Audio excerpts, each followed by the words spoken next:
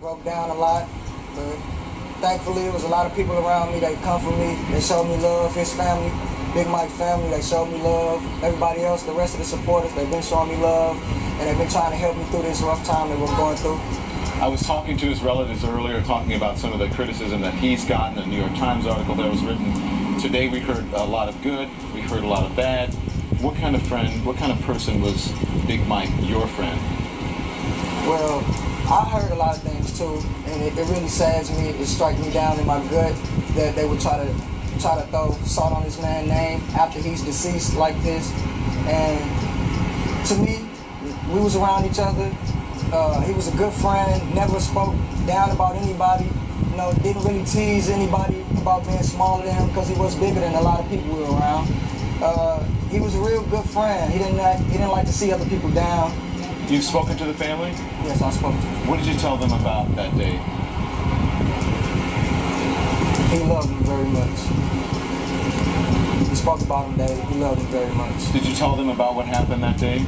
I'm sorry not to cut you off, but I do just want to say, because Dorian has been cooperating and speaking with the FBI, we can't really get into the details of what happened that day. We could certainly talk about some of Dorian's experiences, but if we could, you know, because again, this involves a federal investigation, we'd like to stay away from the details. Well, I'm not asking him the details, but did you speak to the family about what happened that day? I'm sure they wanted to know, and they would offer them some comfort about what happened. Yes, after the family was getting no answers from the police force, I did tell them what happened. You did. Is it you have gotten a lot of, and listen, I think you've gotten a lot of criticism, and you're having to deal with that. A lot of people are questioning your credibility. You understand that. Yeah. Do you understand why? I really don't understand why. I see they bring up my past, my history, but it's not like it's a long rap sheet. This one incident shouldn't make me a bad person. I was a college student at the time. I was enrolled at Lincoln University. It was my freshman year. I was around a bunch of kids. It wasn't, you know, the incident didn't just happen with me. There was some other kids involved in this, and I was never charged with the crime at all. I was going to court, and everything was working itself out. But, you know, Jefferson City, I live in St. Louis, transportation began. This filing of a false police report or what have you that they said that you did. So you don't think this has any bearing on you telling the truth about what happened that day? One of the things about that, though, and I'm sorry, is, you know, what we're really dealing with is where the police used excessive force when this man shot this young man down, and people are trying to drag the issue of the false police report into this. Well, that's why I want to ask him about it, because you say it's a red herring, and that's what I'm trying to get out of you. Whether he understands that people think that he's not credible because he did the false police report. He didn't tell them about what happened at the convenience store. That apparently you guys were stealing cigarillos. It's videotaped. Not you guys. And let me just say this, Don, excuse me. You know, again, whatever happened, stealing cigarillos is not a capital offense in Missouri. Having a past where something happened, whatever it was, we're talking about a backpack in college, is not a capital offense in Missouri. So we really don't want to focus on, particularly on a day like today, we don't want to focus on these things. We want to focus on the memory of Michael Brown, what kind of friend he was, and the tragedy that has happened. I don't disagree with you. I think everyone understands it, but everyone wants to get some sort of understanding of what went on and why he didn't say that in the initial interview with CNN. You said he was forthcoming with the FBI and everyone he's been interviewed with. That's what I'm trying to get at here. See, that's like the media doesn't quite understand, or maybe they do and don't care.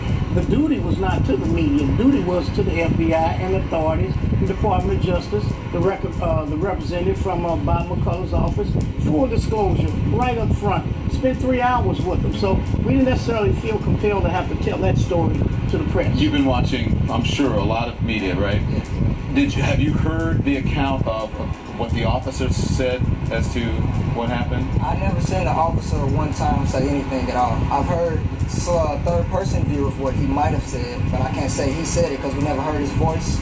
And that third-person view, saying that Big Mike charged the officer, that Big Mike had a scuffle, that Big Mike hit him in the eye, knocking out his eye socket. What do you say to that? I really can't comment on that right now because, like they said, I'm under investigation. So anything regarding the case, I can't really talk about right now until furthermore. or anybody let me know. And let me be clear, he's not under investigation. He was He's a federal witness. I understand He's a that. federal witness. Is there anything that you would have done differently that day? Honestly, Don, that day was like a regular day. If I'd known what would have happened, that day I would have just stayed in the house. Probably simply told him to go back in the house. If I knew he would have died that day, I would have told him to stay in the house. And you wouldn't have left the house I either. wouldn't have left the house either. If you had to do that interview with CNN all over again with Wolf Blitzer, would you have told him about the convenience store? I didn't feel it was relevant at the time so much as why was it a dead person laying in the street uncovered. And how long was he laying there? Like they said, at least I can't give you specific time because I was still in shock because everyone keeps calling me a witness and they're trying to misuse the fact that I am also a victim. I was not just standing feet away from Big Mike, I was standing side by side. I could have been shot just as well if I didn't duck for cover. Is he going to testify before the grand jury? If called. If he's called. He's available. As of this moment, nobody's called us.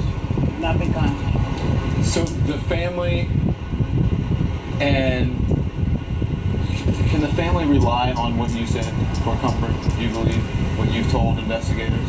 I believe the family is 100% comfortable with the story I have and what I told them, what happened, and everything I'm saying. What would you say to Big Mike? I know that I talked to his mom. Sadly, I asked her. She says she talks to him, especially when it rains. She feels his presence and she talks to him. It was your friend. Yeah, he was my friend, a good friend, and I feel every night I hear loud bangs. I wake up. I can't sleep at night. I think about him. I heard his last words to me, keep running, bro. Even after he's injured, he's telling me to get to safety. That's all I think about.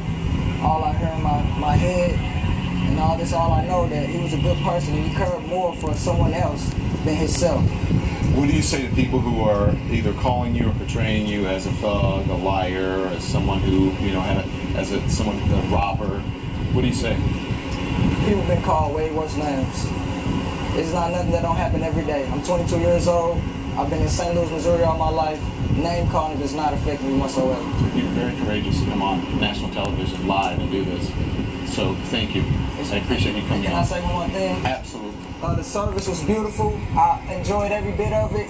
It brought me to tears, but I love everybody that came out and supported us. Thank you so much for coming, and thank everybody for coming out and showing the family love and support because they really need it. We all need it.